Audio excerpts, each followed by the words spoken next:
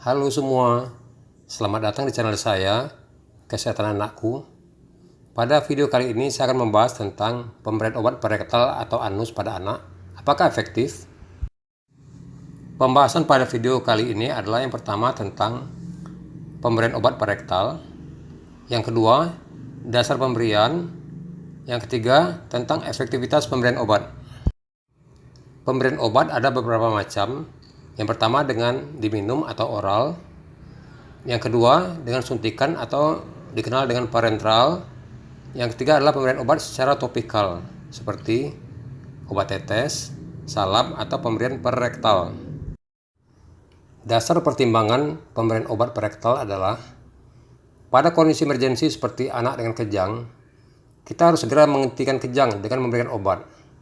Di satu sisi kita sulit untuk mendapatkan akses suntikan atau intravena atau oral. Kita harus mempunyai cara yang memiliki kelebihan dibanding cara lain. Cara tersebut adalah pemberian per-rektal. Penyerapan obat melalui rektal lebih cepat dan absorpsinya bervariasi.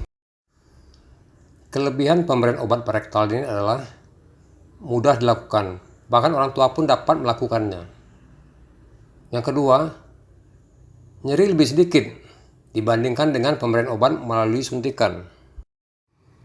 Kekurangan dari pemberian obat per-rektal adalah tidak semua obat tersedia dalam bentuk pemberiannya per-rektal. Yang kedua, dapat terjadi iritasi pada mukosa rektum yang akan menimbulkan nyeri dan infeksi. Mekanisme kerja obat per-rektal, obat akan diserap di mukosa rektum, di mana di mukosa rektum tersebut banyak mengandung pembuluh darah.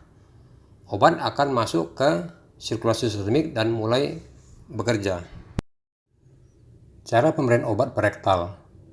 Yang pertama, anak dalam posisi menungging, lepaskan tutup saluran keluar obat, oleskan ujung saluran obat dengan sedikit vaselin atau obat yang ada di dalam tube, masukkan ujung saluran keluar obat ke dalam anus, pencet tube untuk mengeluarkan cairan obat di dalamnya sampai habis.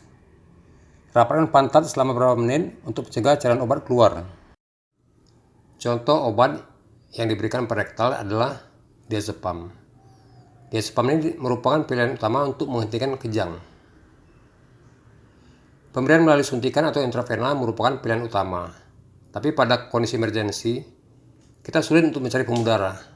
Dicari alternatif lain yaitu pemberian per-rektal, di mana efikasi pemberian per-rektal cukup tinggi. Yang kedua, paracetamol.